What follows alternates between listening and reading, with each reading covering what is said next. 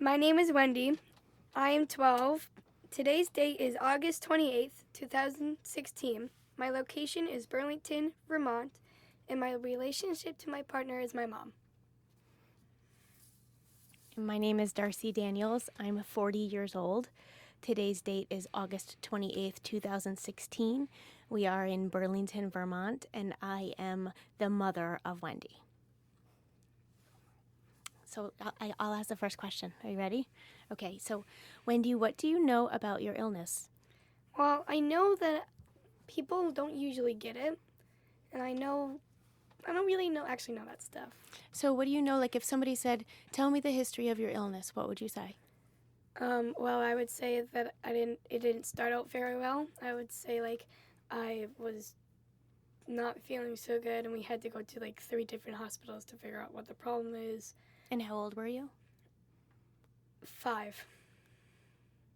I almost said 3. We started out at 3.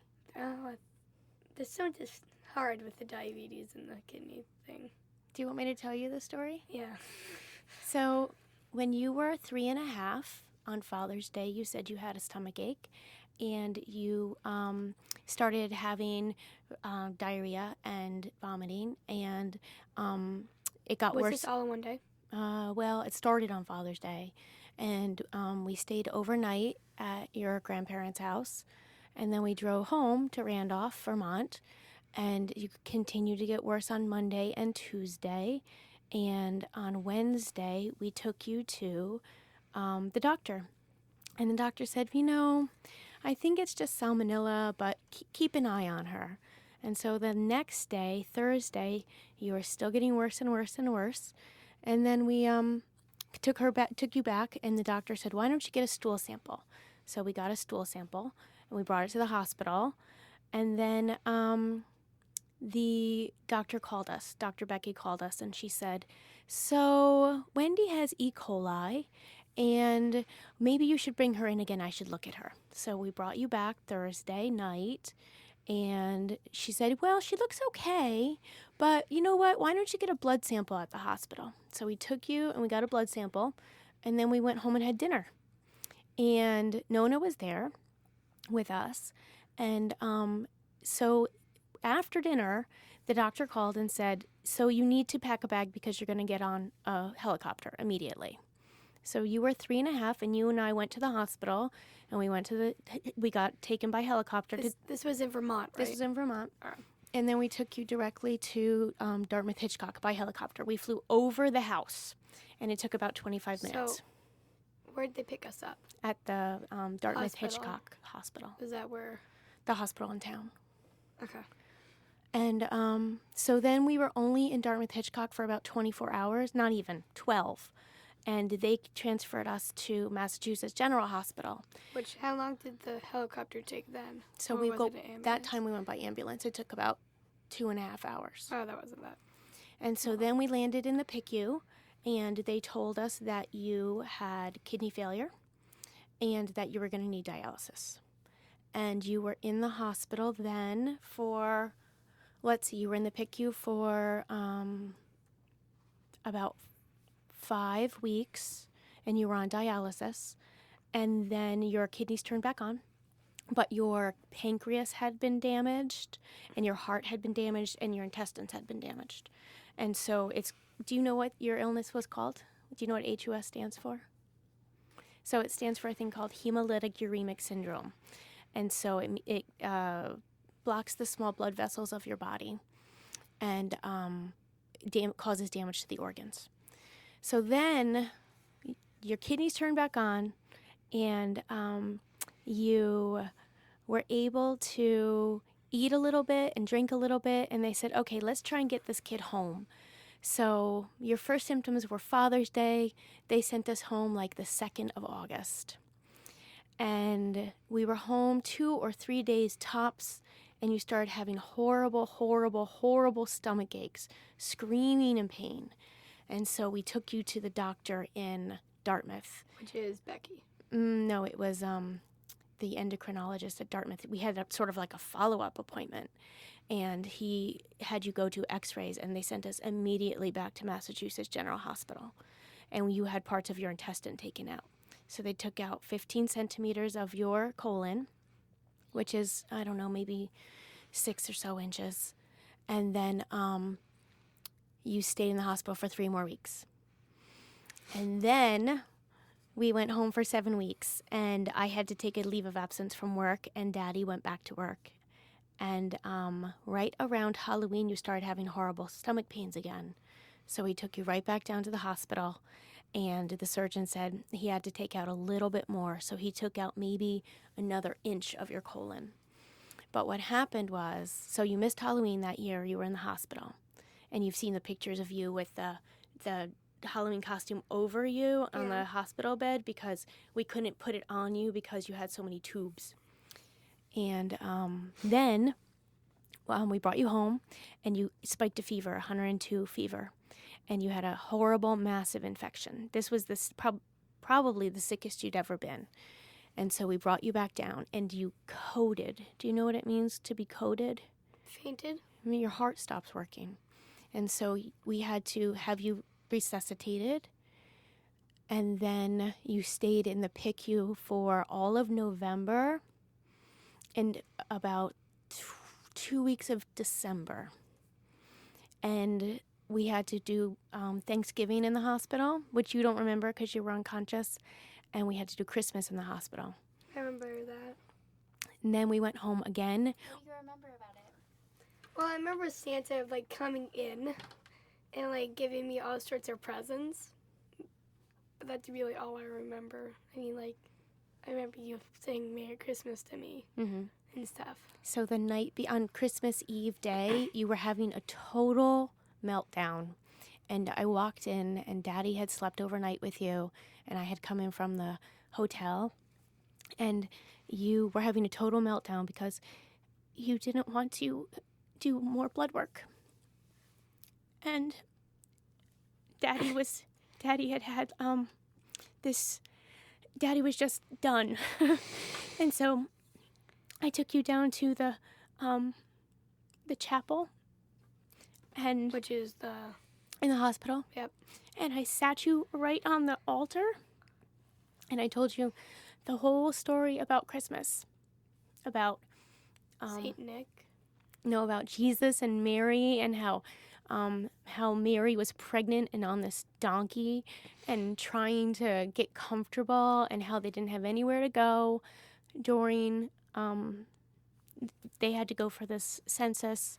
Yep. And how she was uncomfortable and had to give birth in a barn, and that made you feel a little bit better. And then we went back up, and you did your blood work, and you had sort of reset. But I was screaming in bed because I hate blood work. Yeah, well, blood work's awful. Who wants to do blood work? And who wants to do blood work on Christmas Eve? Nobody. So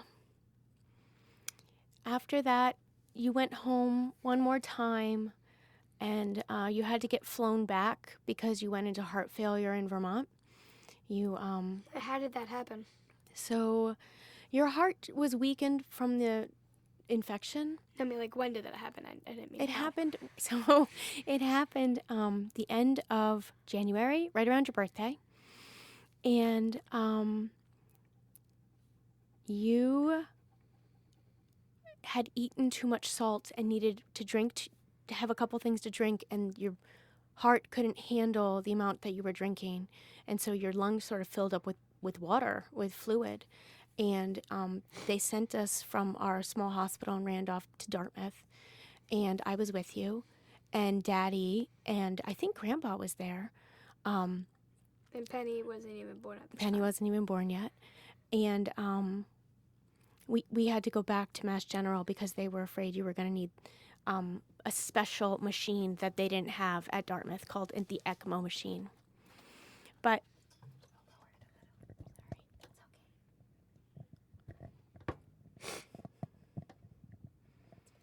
and so you had gone into heart failure, and so it was just after your 4th birthday. And what was kind of funny about it was we were all sitting in the PICU, and you were unconscious, and we were watching the Super Bowl. It was Super Bowl Sunday, and the Patriots were playing the Giants, and we were in Boston. And this is significant because the Patriots had been undefeated, and as you know, I'm a Giants fan. And so at the end of the game, I was cheering like pretty loudly in the PICU. And some of the doctors came and they were like, who is cheering for the Giants? Like, this was like the biggest travesty ever. And that was the only bright spot of the whole time, was that the Giants won the Super Bowl. And that was in 2000. So let's see, that was right after your 4th birthday. So that was 2008.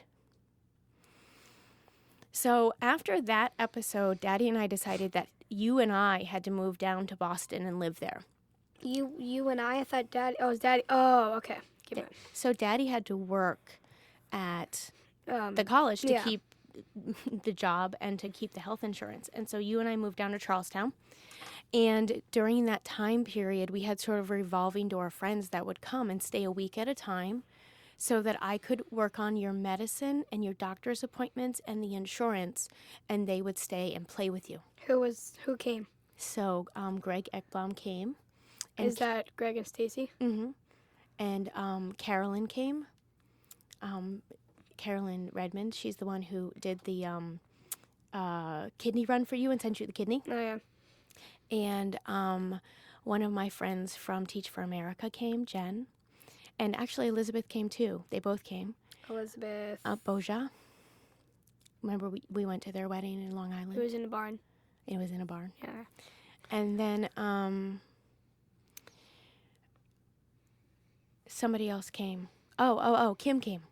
Kim Fogler. Yeah, Kim Fogler came. Oh, yeah, I remember getting that big fluffy ball. Yeah. And then it broke. And then, so around May, right around Mother's Day, Dr. Sharma, we were at a visit with her, and she said to me, so now we have to talk about Wendy getting a kidney transplant. So we worked you up for a kidney transplant, and Daddy and I weren't matches. So we What had... is that? Oh. So we didn't... We both have type A blood, and you have type O blood. Why is that different? It's just a different protein. So we couldn't give it to you because your body would reject it. So a couple of people tried to be your kidney donor. I don't know if you know this. So Trish Osborne was one of the people that got tested. And one of our friends from college, Chuck Steele. And they were all type A. Yep. And then our cousin, Sean Perrone. But none of them were good matches. And so we had to wait for a kidney transplant. And so what do you know about your kidney transplant? Do you know about the person that gave it to you? Well, all I really know it was a boy, but that's really all I know. So you were really, really, really, really sick. You were like, you were taking 14 medications in different combinations every 2 hours. I remember taking that yucky brown kind. Mm-hmm. And the doctors said that you were going to need a transplant, and they put you back on dialysis. So we went in to get the dialysis tube put into your belly because you were getting a special kind of dialysis called peritoneal dialysis. Yeah. There's two kinds. There's hemodialysis, which is your blood, and there's peritoneal dialysis, which is in your abdomen. And I had to go for training on how to do it because I was going to do it while you were sleeping at night. I was going to put this solution into your belly, and it was going to sort of like leach out all of the bad germs stuff. Something, yeah. And then I would empty it in the morning, and you would start your day. And while we were in the hospital to get the tube, the nurse came in, and it was Katie, and she said, Katie. I forget Katie's last name. What does she look like? Dark hair, dark eyes. Oh, yeah. And she said, am I your favorite nurse? And I said, you're like one of my top 5 nurses. And she said, well, I'm going to be your favorite nurse after I tell you this because we have a kidney on its way for you. So it was coming by helicopter, and you were already prepped because you were already in the hospital and you hadn't eaten anything because they had just put this thing in your belly. And everybody was so excited. Like Daddy and I were excited, but like all of the nurses and doctors were excited too because you had been in the hospital for over 180 days. And everybody knew you, and they were so excited that this thing was happening. And Dr. Sharma, who lived just a few blocks away, she came over and she was waiting. She used to live in Boston? Yeah, she still does. Wow. And she was waiting with us for the kidney to arrive. So we brought you down to the operating room. And you know this part of the story, I think, that I was pregnant with Penny, Yep. and I couldn't go into the operating room with you. And neither was Daddy. No, Daddy went in with you, but I couldn't. And so I was waiting in the hallway of the operating room set of suites. Yep. And I watched the fellow bring your kidney to the operating room. So she had it in sort of this wax box. Did it look weird? I didn't get to see the kidney itself, just the box. And so she was holding it with one arm, and she was trying to put on her mask so she could go into the operating room. And I was so scared she was going to drop it. I just kept thinking, oh my gosh, please don't drop it. Oh my gosh, please don't drop it. And so she brought it in, and we had to wait. So Daddy and I are waiting, right? So waiting. And they told us to come up to the PICU waiting room between 12 and 1, so we did. In the morning. And then we saw you come by. We weren't allowed to go in your room yet, but we saw you come by, and they told us that the kidney was already working. And everybody in the PICU was excited. We were excited. And then we just sort of had to wait for a while.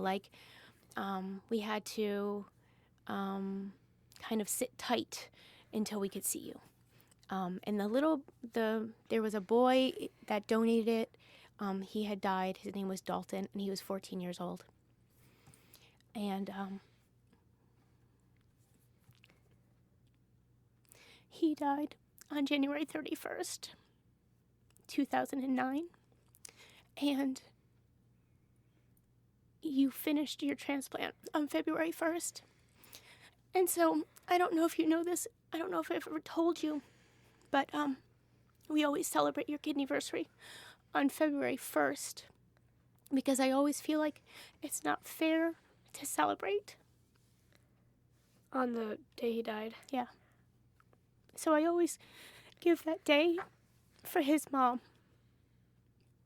How old is she? I don't know. We've never met. But I wrote her a letter. Saying thank you? Yeah, about 6 months after your transplant. And it took her 3 years to write back because she needed time. And when she wrote back, she told me more about her son and similarities that you guys had, like that you both like mint chocolate chip ice cream. And she told me some nice things about him. Do you have any other questions before I ask you a question? Sure.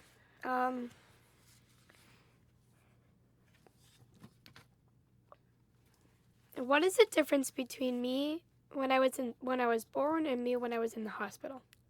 So, when you were born, you had no health problems at all. You were brand spanking new. And when you went into the hospital to get your kidney transplant, you had lots of things going on.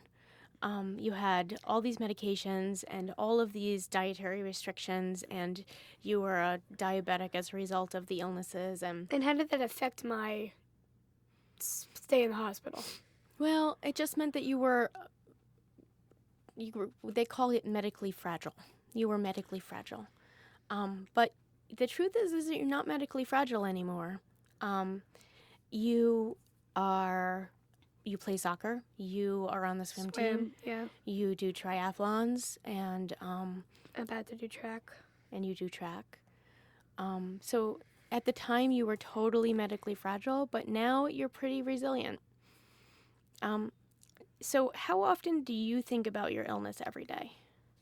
Well, sometimes when I'm at lunch, I see people coming in and out from like the cafeteria carrying stuff that I really, really want to eat, like pizza and like wraps I haven't had in a long time.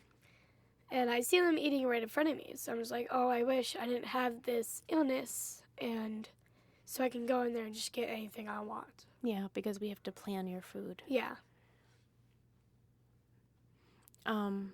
Any other times that you think about it? When I'm over at friends' house. Yeah.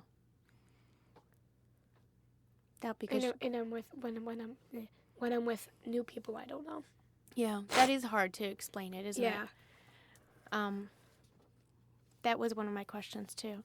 Is so when you meet people now, like what do you want them to know about you? Like when you first introduce yourself, like do you say, "Hi, I'm Wendy. I have Well, a kidney I transplant"? usually just talk to them a little bit, Mm-hmm. and then I tell them that I'm like a kidney transplant, and then they ask. I usually don't say anything until like they really ask me, Mm-hmm. like, what are those scars, or what did you do in your early days? Mm-hmm. And I have a whole bunch of friends that actually know about me, Yeah. because I've met them and they know a whole lot about me. They even care about me. Yeah, they do. Like, there's like, can you have that? Can you have that? Oh, I won't have that because you're not gonna have it. So they're very nice. They are very nice. I always sort of think of you as like Harry Potter, you know, like in the beginning of the story, Harry Potter is the boy who survived. And by the end of the story, he's done all these other great things. And I always sort of think of that for you. Like the doctors and nurses would always tell me, well, now they tell me how sick you were and how you were one of the sickest kids they'd ever seen. And that's a lot coming from doctors who see sick kids all the time. Yeah. But like you've done so many other amazing things now. Like I sometimes feel like even the sickness isn't much of your story at all. You know, like we've done this emergency department cartoon together, and you've won medals in the transplant Olympics, and you have you've done soccer, and you won triathlons for your age. Like you do these really cool things, and it almost feels like it's not fair to include those things from when you were a little kid because you do these cool things anyway. But like it's even cooler based on the fact that you were so sick when you were a little kid. How hard was it for you guys when I was in the hospital? So it was really hard. It was hard because, well, everything about it was hard. So we were living in a foreign city, and we were living in hotels, or eventually we got an apartment. And when you're in the hospital, it's like learning a whole new language because the doctors have There's like different kind of stuff and different kind of like they have to use medical terms. Yeah, and then we had to learn like how to take care of you.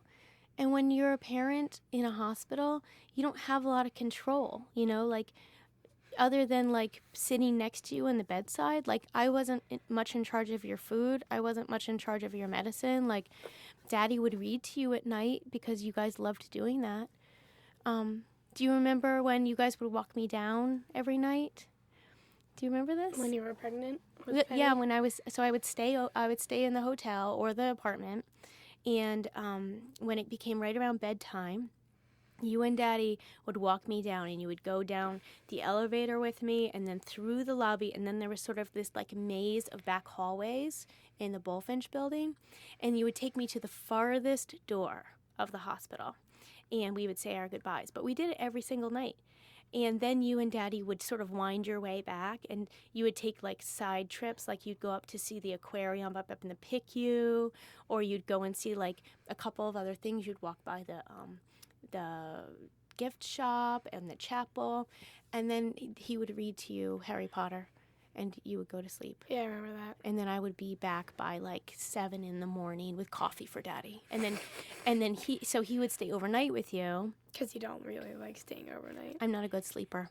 And then after I would come and they would do rounds, and then Daddy would go back to the hotel or the apartment to sleep for a couple of hours, and then we'd meet again for afternoon rounds so we could hear what the doctors had to say. But so you sort of get into a rhythm of it in the hospital, but it's not easy. It's really, really hard. And you're really, really scared because this is your kid. And you love them, and you want the best for them. And sometimes the best thing's being in the hospital, and sometimes the best thing for is taking care of them at home. I have one last question. Okay. Well, hold on. Will I ever get to do normal stuff people do? Like, be a goalie in soccer? Because since I've got my kidney transplant, I really can't do the stuff I really want to do. Yeah. So there are some things that you're never going to be able to do. And Can we hear those things? being a goalie in soccer. I don't like it anyway. I know.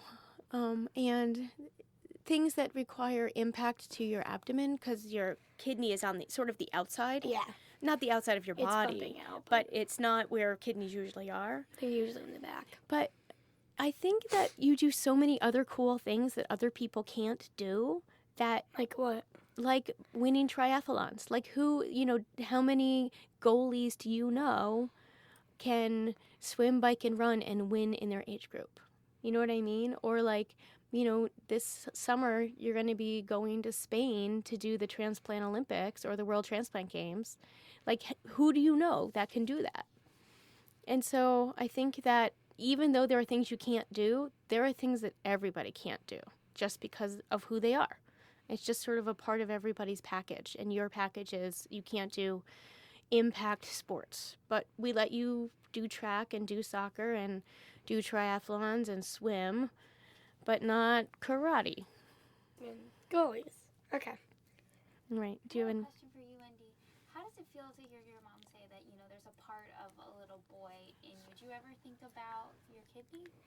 Actually, I never actually think about my kidney. I think about how all the good things have happened to me so far through the years and how it has happened. have we answered all of our questions? Yeah, I think so. Okay. How much time do we have? You have 14 minutes if you want. So there's one other thing that I wanted to say. Mm-hmm. So we just went to Camp Sunshine, and so you guys really liked it. You and your sister both really liked it. Yeah. And part of me felt like it might not be our place. Have you heard me say that? No. Because the other kids are much more medically fragile than you are, and their parents are really struggling to survive with them. Yeah. And Camp Sunshine is this respite for them so that they can relax and their kids can be kids and they can have time to talk to each other, and their other kids, their non-medical kids, can have a vacation too. And I feel like in a lot of ways that we were those parents and that kid when you first got out of the hospital with your kidney transplant or in between. Yeah.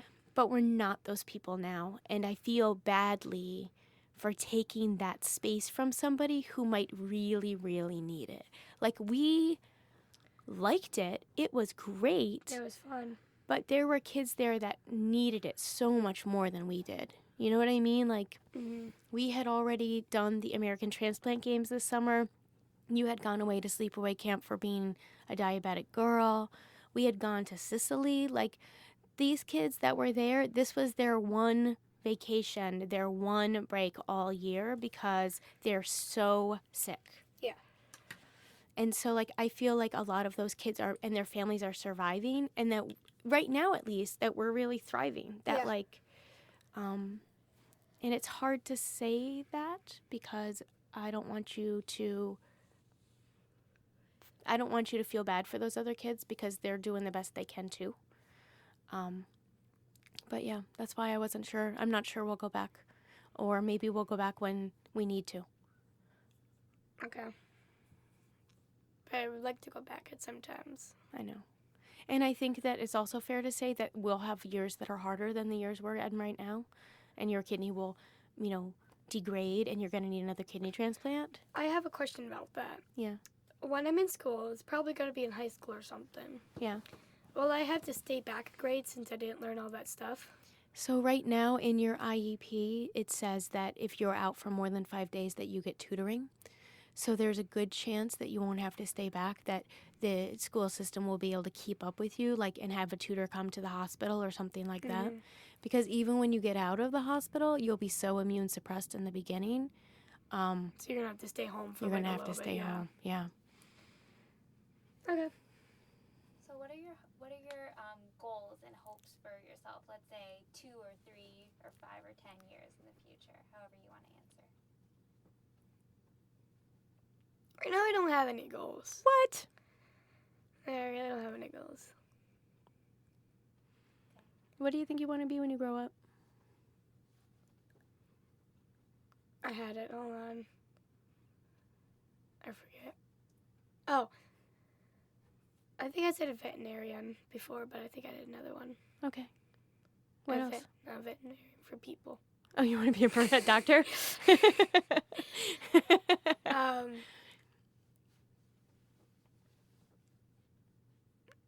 I forget the other one. You'd be a great doctor or a great nurse. Yeah. Okay. Whatever you do, it'll be with people because you really love being with people. I can never see you like in an office just working with numbers Like Dad. like Dad. He works with people too, but not quite as much. Oh. I don't have any more questions. Okay, me either. I think I'm good.